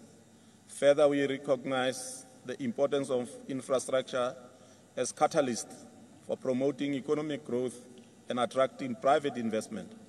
Therefore, the development of air transport and road network is equally important. In light of this, the government has prioritized the construction of interconnecting roads that will link Lesotho and certain parts of South Africa with the Port of Durban. Moreover, efforts are being made to enhance and upgrade the international airport. This presents an auspicious opportunity for investment and collaboration with the BRICS countries and the business sector. Excellencies, as I conclude my remarks, allow me to indicate that with the establishment of the new development bank, we anticipate funding opportunities to implement various agreements, such as the African Continental Free Trade Area Agreement and China and India Provincial Arrangement. These funding possibilities can facilitate real growth and meaningful participation in regional and global value chains. Even as that happens, we need to place greater emphasis on the three fundamental pillars underpinning BRICS, namely promoting financial and economic development through cooperation and openness, respecting the sovereignty of other countries and pursuing peaceful resolutions to conflicts, and working to ensure justice and representation in the global governance system. With BRICS and Africa in partnership, the better life for all is achievable. I thank you.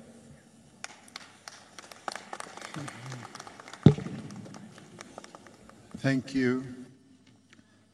Somebody has lost their wristwatch.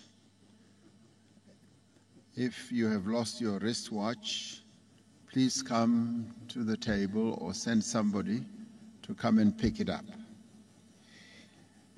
My next speaker will be His Excellency Dr. Lazarus Chakwera, the President of the Republic of Malawi.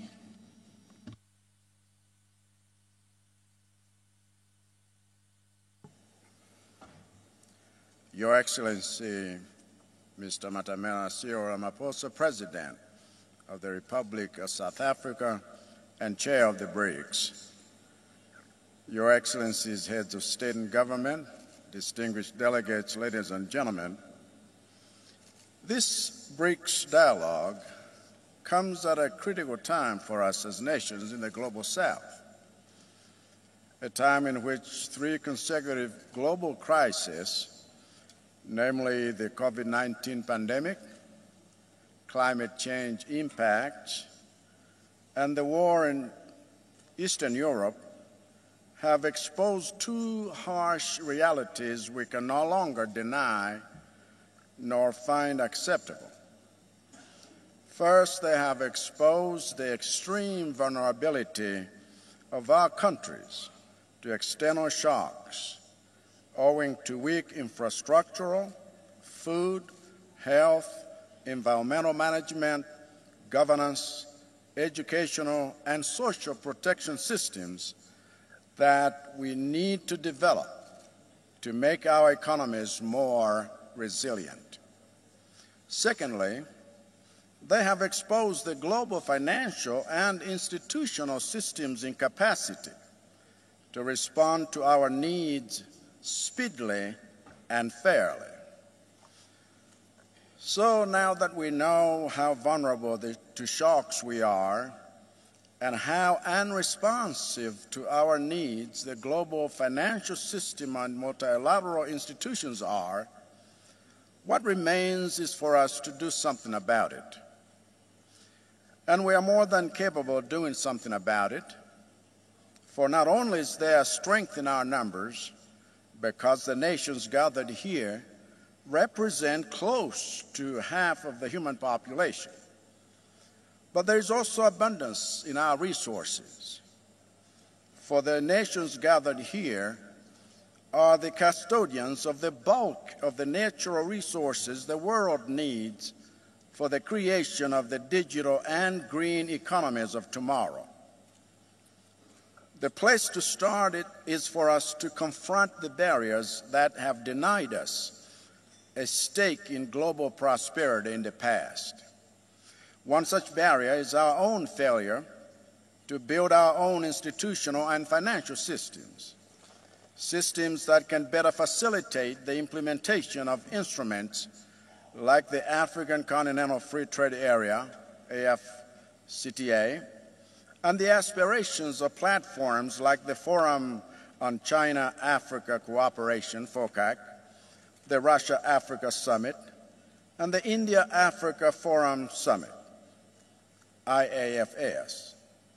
A second barrier we must confront is the monopoly that some countries enjoy of multilateral institutions like the UN Security Council, where we must insist that it is no longer acceptable for a handful of countries that claim to love democracy and equality to have the power to undemocratically make decisions about us without us. 5 months ago, as outgoing chairperson of the least developed countries, LDCs, I presided over the launch of the Doha Program of Action for LDCs for 2022 to 2031 in Doha, Qatar, under the auspices of the United Nations. And yet none of the 46 nations that are part of this program have a permanent representation on the UN Security Council, where decisions are made affecting its progress. This is unacceptable. 5 months ago, I led my nation in mourning the loss of over 1,000 Malawians, the displacement of over 500,000, and the destruction of crops and infrastructure that over 2 million depend on, following the devastation caused by Cyclone Freddy. And yet Malawi has no nation to permanently represent its interest on the UN Security Council, where the nations that are the greatest cause of climate change remain unaccountable for meeting their obligations for climate change mitigation, adaptation, and loss and damage. That is unacceptable. In the face of these global challenges, Malawi is determined to work with BRICS nations to promote multilateralism and uphold international law in a new and better framework, because Malawi is not satisfied with a post-colonial geopolitical framework that has failed to deliver equitable prosperity for our people. We must reboot the system. We must reboot it now. And we are here to help BRICS nations design the software. I thank you for your attention.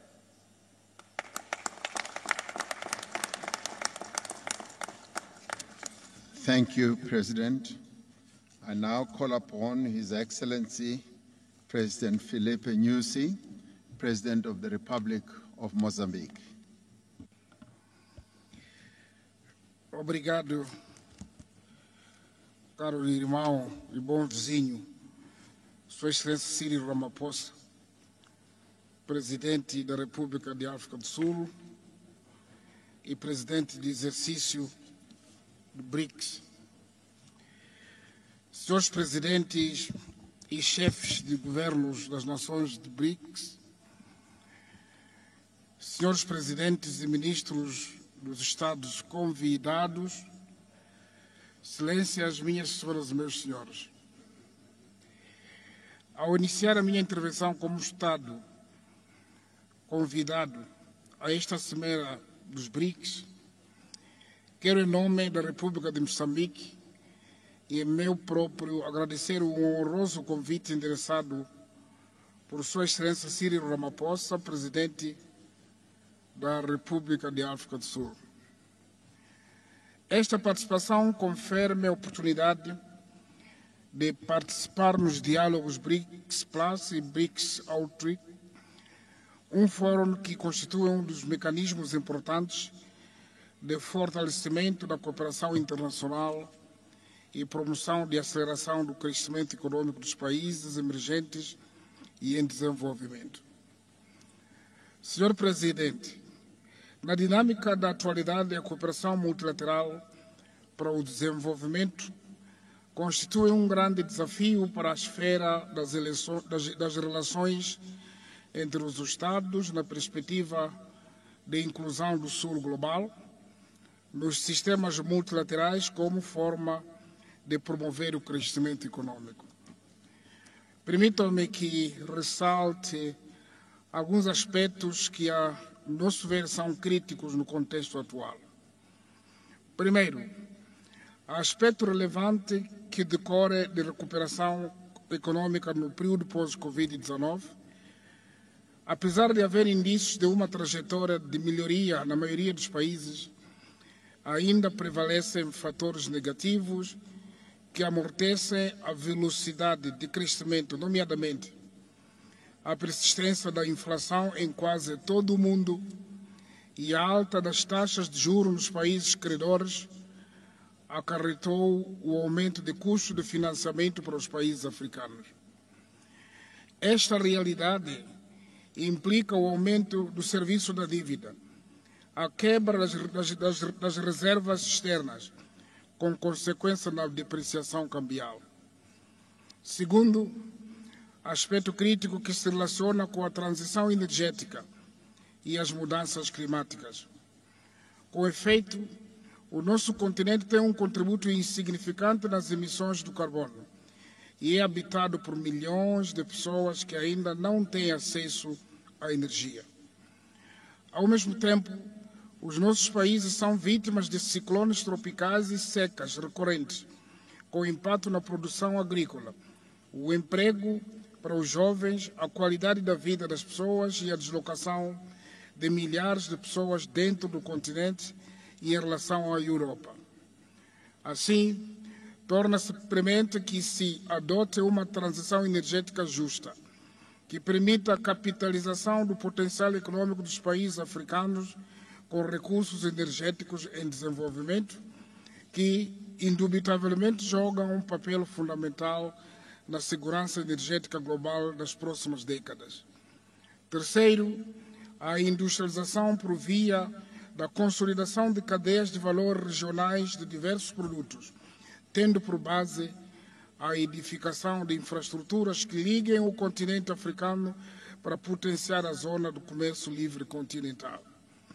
Ressalta como importante o processamento de produtos agrícolas e minerais estratégicos nos nossos países, combinando recursos de vários países para ganhos de economias de escala e acesso à energia em condições viáveis, onde Moçambique deverá desempenhar um papel importante face ao potencial da sua matriz energética e localização geográfica estratégica. Senhores presidentes e chefes de Estados dos BRICS, a iniciativa de cooperação dos BRICS com países não BRICS como Moçambique, aliada à sua expansão, configura uma mais-valia para a materialização das iniciativas africanas refletidas na Agenda 2063 para o desenvolvimento de África em consonância com as agendas das comunidades regionais. Estes desenvolvimentos só serão possíveis com a paz e estabilidade. O combate cerrado ao terrorismo, a pirataria marítima no continente africano e no mundo tendo por base os fóruns multilaterais com participação ativa dos países menos desenvolvidos, em linha com os ditames da lei internacional e sem influências de rivalidades geopolíticas. Por último, gostaria de, mais uma vez, saudar a iniciativa dos BRICS, relativas ao novo Banco de Desenvolvimento, que deverá reduzir o déficit de infraestruturas no continente africano. Saudamos o fato de privilegiar a componente de financiamento de infraestruturas econômicas e sociais vitais, sendo de destacar a necessidade concreta de construção de estradas e pontes, escolas e hospitais, barragens e outros sistemas de retenção e gestão da água, entre outras. Estas infraestruturas bastante importantes no impulso do progresso econômico, o que poderá criar o bem-estar para os moçambicanos.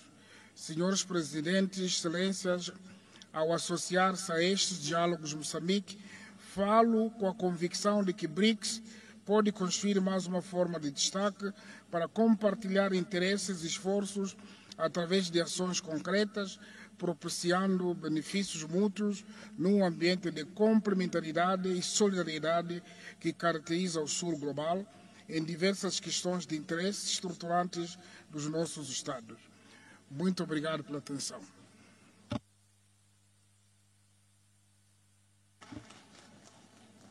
Thank you, President. My next speaker will be, and it is an honor to call upon President Hage Geingob, the President of the Republic of Namibia. Thank you, Your Excellency. Your Excellency Cyril Ramaphosa, President of the Republic of South Africa and host of the 15th BRICS Summit, and other excellencies who are members of BRICS, other heads of state and government, honorable ministers, ladies and gentlemen, I wish to express my gratitude and appreciation to President Cyril Ramaphosa for hosting this important BRICS Africa outreach and BRICS Plus dialogue. The attendance of so many African nations today under the BRICS Africa outreach initiative is testimony to the strong desire and commitment of Your Excellencies to the expansion of BRICS through greater African and South-South participation and cooperation in global economic and financial affairs. The historical dominance of the Bretton Woods financial institutions, whose modus operandi is built on low conditionalities and political prescriptions, which has at times bordered on disregard for national sovereignty, has increased the appetite among many nations for a counterweight such as BRICS. Hence, BRICS offers that alternative option by assuring like-minded countries an opportunity to participate and do business in an international economic and financial system which is based on universally recognized international principles and values such as non-interference in domestic affairs, mutual respect, and win-win cooperation. In Namibia, we too hold dear these principles as a condition sine qua non to build a shared, peaceful, and prosperous global community in which all countries, big and small, interact as sovereigns on equal footing, without any country being left out or subjected to the forceful imposition of particular value system. The African Union has themed this year the year of the acceleration of the African Continental Free Trade Area implementation. Namibia is at an advanced stage in the development of its green hydrogen industry and the supply of critical raw materials including lithium, which is needed for the green energy transition as part of our fight against climate change. We invite you to come and invest and assist us in the development of the green energy infrastructure to consolidate regional energy value chains and off-take agreements. We are open for business. In conclusion, I trust that this dialogue will elaborate on some of the crucial modalities of how an expanded BRICS Plus will function in the best interests of all its members. We hope that BRICS will not be divided like United Nations, which has a Security Council for the few of the veto powers and a General Assembly for the majority of member states who don't enjoy the same privilege of a veto. We believe that an important global grouping of nations such as BRICS, which is born from a collective desire of the countries from the South to make the international order more just and equitable and favorable to peace and development for all, will, if that we did that, will go down or break down the barriers of division, confrontation, and conflicts. I wouldn't like, if we are going to have, and I don't know the conditions for membership for others, I wouldn't like to see we're going to have a BRICS, the original members, to be like the United Nations Security Council, and the rest will be others, will be General Assembly members, no veto rights. In that case, we are not adding anything. We are going to have a group of original members who will be the Security Council 5 who have veto rights, and we come in, if you come in as BRICS and others. Are you going to be named one by one, or just others who don't have any veto power or say? We must first report to you, maybe, and then you approve, and then we can then say we are members. That kind of a situation is not going to be good.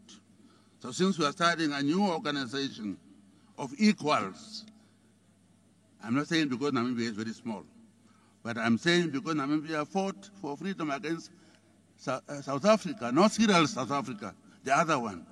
And we won. So therefore, I want equality. And I would like to know what are the conditions under which we, the small countries, will be members of the formed BRICS. With these very few remarks, I look forward to further engagement during this dialogue. And I thank you very much.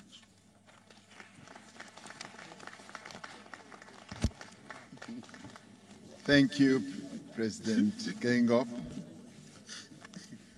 BRICS does believe in equality, and I can assure you there won't be any UN Security Council effect in BRICS, with some countries having a veto power. Our belief in equality and respect is what really defines what BRICS is all about. So be rest assured, your fears must be waylaid. So fear not, my dear President. I now want to call upon His Excellency President Ibrahim Ghali, President of the Sahrawi Arab Democratic Republic, to take the floor. فخامة الرئيس السيد رامابوسا، رئيس جمهورية جنوب أفريقيا، الرئيس الحالي للمنظمة بريكس، أصحاب الفخامة والمعالي رؤساء الدول والوفود الممثلة لمجموعة البريكس، رفاقي أصحاب الفخامة والمعالي رؤساء دول ووفود منظمة الاتحاد الإفريقي، ضيوف قمة بريكس إفريقيا الأعزاء، الحضور الكريم، يطيب لي بداية أن أعرب عن جزيل الشكر والتقدير لجنوب إفريقيا بلد نيلسون مانديلا، حكومة وشعبا برئاسة فخامة السيد الرئيس